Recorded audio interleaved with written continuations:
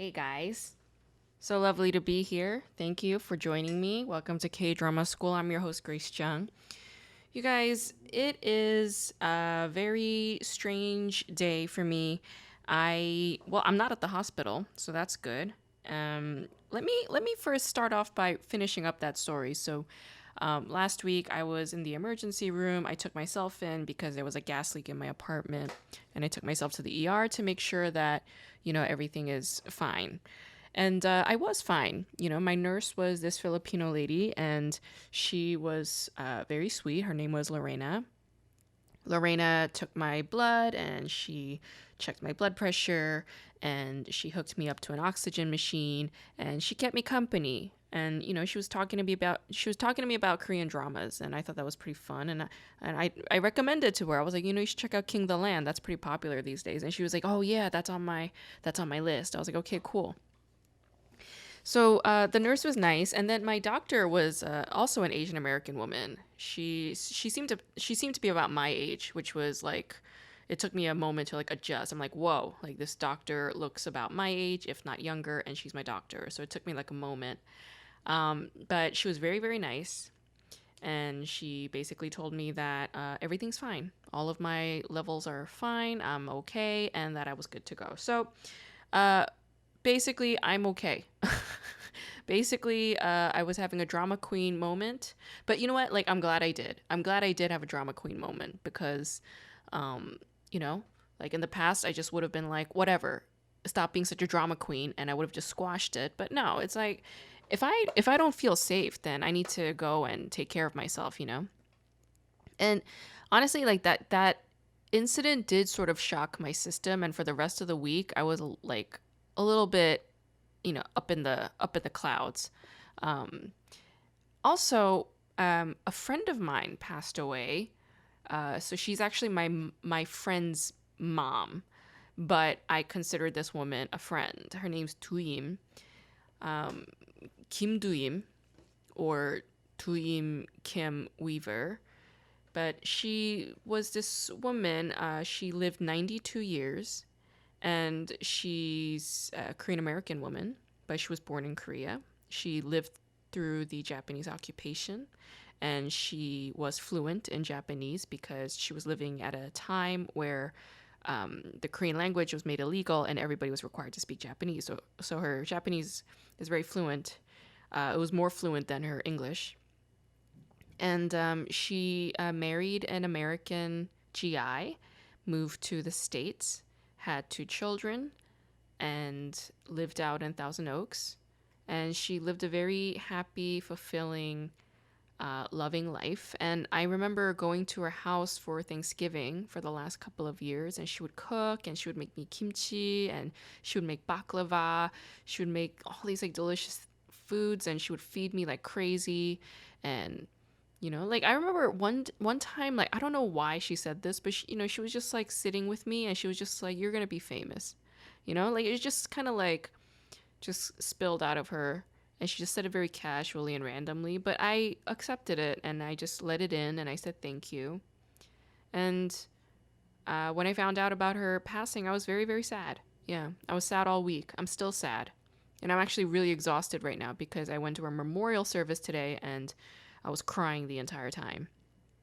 So I guess I'll dedicate this episode to uh, Tuim, Tuim Mamanim, and yeah, she was just such a wonderful woman, such a loving woman, and I could tell that she had a wonderful influence on her community because that memorial service was full. So many people showed up, and everybody was just like gushing about how special they felt in her presence.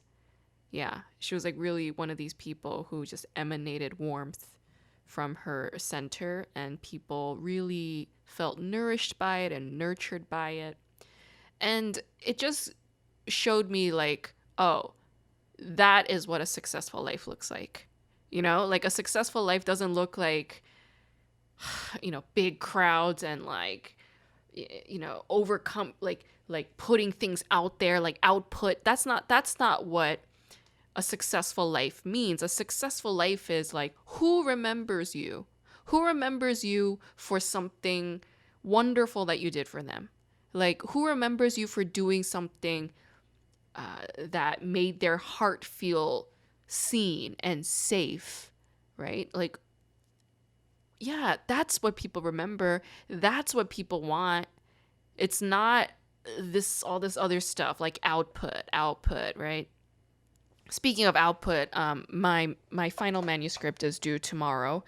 Well, it will be due the same day that you're listening to this podcast, so it's due Monday, and I am very satisfied with the book. I'm satisfied with the book, and I'm really excited for the book to reach you guys. Um, and I already got some good news from my editor saying that, yeah, the market seems like that this book is in high demand, basically, is what he's telling me. So I'm really excited for that and all of that. I'm happy that my career is, moving in this direction and that things are opening up and all of that. But, like what I recognize from today's memorial service is that I want my future to look somewhat like hers. I want people to show up and say that they felt like a similar kind of, warm, fuzzy, good feeling having known me, right? Because that's how I felt knowing Tuim. I feel so lucky to have met this woman and to have spent some time with her because she's like this living relic, she was this living relic of, like surviving occupation, surviving the Korean War, surviving immigration, surviving so much. And in the end, she was like a happy woman, loving woman, caring woman. And to me, that is what success looks like. So, yeah, let's try and remember that. Okay, so I know I've been saying that I'm gonna be covering King the Land, and let me tell you something. Like it took a lot for me to decide to really keep my word and cover King the Land because this past week I found the show Anna, starring Bae Suji, which is on Amazon Prime. It's marketed as an Amazon Prime original in the United States.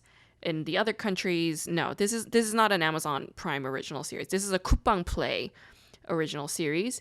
And this is such a good show. Like I was like, wait, why did I put off on this? I guess like because Amazon Prime, like they pick the shittiest posters. Their artwork does not pull my interest at all. They really need to figure out a way to market K-dramas better on Amazon Prime because Amazon Prime has some really decent shows, but they really got to work on this shit because I saw this show hovering around, but it didn't catch my eye.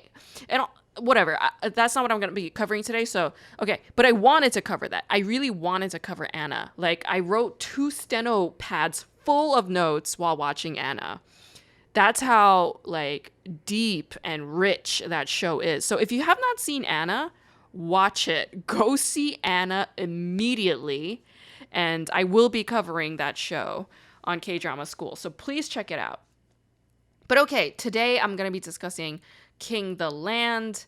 Obviously, this is a show starring Yoon-ah from Girls' Generation and Junho from 2PM. I mean, this is a late millennial K-pop fan kid's dream come true, okay? Like, I am not a late millennial. So this actually doesn't mean a great deal to me because I'm not a Girls' Generation or a 2PM fan. Like I heard their music, it was like around, but I wasn't like a diehard Girls' Generation 2PM fan. I was already kind of past my K-pop fandom phase by the time that they got popular. But like these two, oh my gosh. Yeah, power couple, because everybody knows Girls' Generation and 2PM, they were like gods in the, I don't know, in like the 2005 onwards, like 2008, 2009, like around then, they were like gods. So to see these two come together, like what a screen power couple, like dream come true, right? The show is written by writer Che-um, who I believe is a fairly new writer because I can't find anything else in her filmography. It's possible that this is her first show, but like don't quote me on that, I'm not sure. But this was a very satisfying rom-com. I really, really liked it because, like not all rom-coms are good. Not all rom-coms are successful, but this one, it was really great. So, number one, like the theme of smiling on this show is very interesting, right? Like, because me growing up as a girl and a woman in the United States, I've been told to smile by men since I was a little kid. Yeah, men would always tell me to smile since I was a little kid. Women never asked me to smile, but men, they would tell me to smile all the time. And it's such an inappropriate request. It's so inappropriate because like asking me to switch up my mood just to accommodate them. Oh my God, that's all kinds of fucked up, right? So yeah, it's rude to tell a woman to smile. Okay, so we cover that, right? But in the hospitality industry, employees are expected to smile. They are expected to maintain a pleasant face, pleasant mannerisms, pleasant voice. This is very much the atmospheric demand. And I feel like this job expectation is very comparable to a K-pop star's, okay? Because it's not that different from a hospitality service in that K-pop stars are expected to smile all the time and seem happy too, right? Being a K-pop star is framed like a service in South Korean media and culture, yes? The way one reacts negatively to these feigned smiles is very interesting. It points to his search for something real and genuine and grounded and concrete in his life. Now, Sarang smiles very often, okay? But her smiles are genuine because she's like very committed to the hotel and she's happy with that job and she likes her work, okay? So she's smiling all the time because like this is her dream job. Yeah, she was made for this, okay? But towards the end, when she realizes that she's reached the top, the upper tippy tops of this line of work, and that it's no longer satisfying, and she decides to leave, I was like, oh my goodness, this girl is my hero. So brave. Like she had zero qualms, zero questions about it, just absolute certainty. And she moved forward, took a big risk. I was like, this is awesome. This is exactly the kind of thing that, I want K-dramas to promote. Like, yes, bitches, you can do this. Like, you don't need that shit, right? And she goes and becomes her own boss. Oh, so good. So satisfying, okay? I love this scene. I think that this was one of my favorite scenes, but this is like in one of the earlier episodes, but when Sang-sik, who is one's, stooge, right? Sang-sik starts speaking informally to Sarang, and then Sarang responds back to him informally. I was like, that's so badass. That it was like one of the most satisfying moments on that show. Let's give that some xylophone bells, huh? Yes, I was like, yeah, I'm into that. Yes. Like if a man speaks informally to you, just clap back and speak informally to him. And then eventually, what does one do? One says, like he advises his employees. He's like, even if you hire somebody like a temp, and even if they are your subordinate, do not address them informally. Like treat them with respect, right? And this is something that South Korea is learning how to do. And this isn't it's like culturally like embedded in that society where hierarchy and, rank, all of these things are like embedded into the society. So language of course follows, okay? If somebody is your superior, if they're your supervisor, if they're one rank above you, if they're a little older, okay, they will drop honorifics. And along with dropping honorifics, they will also drop respect. They will, they will drop boundaries. They will drop all kinds of humanities and just treat you like crap. That's very common. It's something I've experienced a lot. It's something I've also done to younger, friends, and it is not cool. And I really respect this show for addressing it. And it's got sort of this didactic, moralizing sort of flavor in there, right? But it's for more of a democratic sort of purpose. So I found that very progressive and interesting. Now, all of the women on this show work jobs that require a lot of emotional labor. right? There's Sarang working at a hotel. She has to smile all day. She has to meet people's needs and demands and hospitality. Okay, so that's emotional labor. And then her friend Tae, who works in retail. Okay, that's also a lot of emotional labor. She has to smile, she has to grin, she has to pretend like everything's okay. And then there's Pyeonghwa, who works as a flight attendant. Same thing. Flight attendants have to smile, they have to be polite, they have to treat you like a baby. Okay, all of this is emotional labor. So all three women are working emotional labor. There's a book written by sociologist Arlie Russell Hochschild, published in 1979, called The Managed Heart, and she documents the emotional labor of flight attendants and customer service workers who offer a lot of emotional labor like smiling, keeping a soft tone, inquiring on a patron's level of comfort, asking if they need anything, okay? This is not dissimilar from what nurses are expected to do in hospitals, right? And what Hochschild found is that these emotional labor jobs are primarily occupied by women because women are just by default expected to be more emotionally available, regardless of whether or not that's true, for each individual woman. And these emotional labor jobs are also severely underpaid compared to jobs that require zero emotional labor, right? This show gives recognition to the difficulty of emotional jobs where women are expected to put aside their own feelings to accommodate everybody else's feelings. Okay, emotional labor is a very difficult job, and compartmentalizing requires a great deal of emotional intelligence. And as we see, executives like Won or Sang-shik, they do not have as much emotional intelligence as these three women. And these three women do a lot to teach him stuff and show him the ropes of what this emotional labor requires.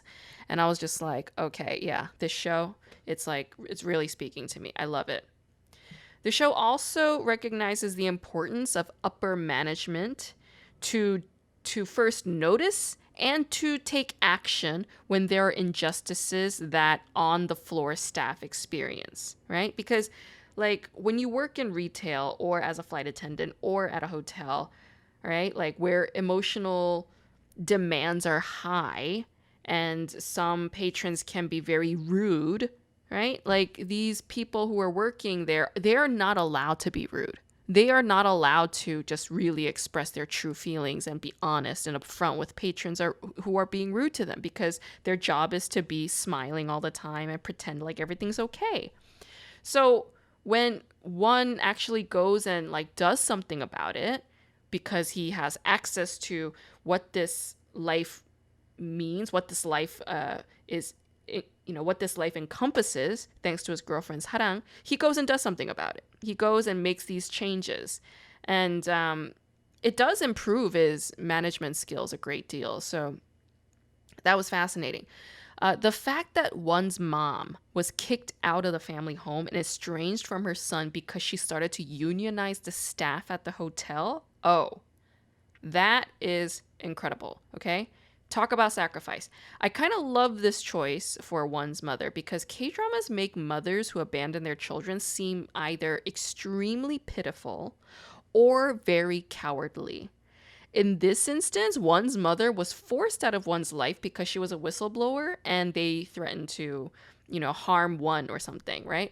And so, like, she took a big risk and it was a politicized decision. And I think that's badass. Yes, I think it's badass when a woman stands up for her values, And for her, it was like her values came before being a mother in a way, And it's like, I can't judge that. I don't think anybody can judge that. Nobody can. I think that's, I respect that woman's decision in that regard, okay? I also love that Sarang is like the one who initiates sex with one. I was like, oh, fuck yeah. Like this shit is progressive. More of this, please. Yes. And I think my favorite episodes were 7 and 8 because Anupam Tripathi, who plays Prince Samir, he was in both of those episodes and he is so hilarious.